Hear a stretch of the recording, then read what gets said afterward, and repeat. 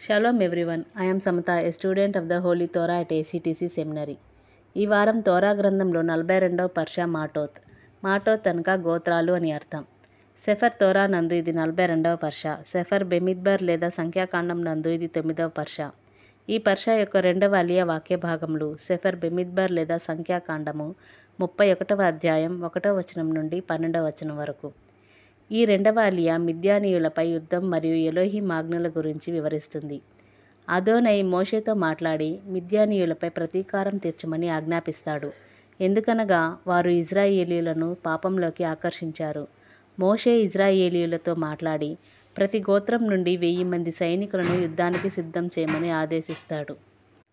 మొత్తం 12,000 మంది సైనికులు ఫినెహాస్ నాయకత్వంలో మిద్యానీయులపై యుద్ధానికి వెళతారు.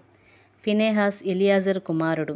పవిత్రమైన సామాగ్రి మరియు బాకాలతో యుద్ధానికి నడిపిస్తాడు.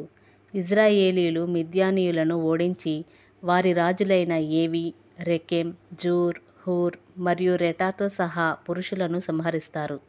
బిలాం, టేయర్ కుమారుడు కూడా ఈ యుద్ధంలో చంపబడతారు. ఎందుకనగా అతడు ఇజ్రాయేలీయులకు వ్యతిరేకంగా సలహా ఇచ్చాడు.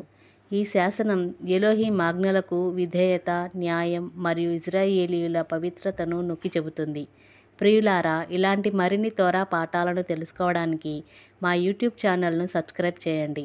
షలోమ్ లెహిత్రోత్.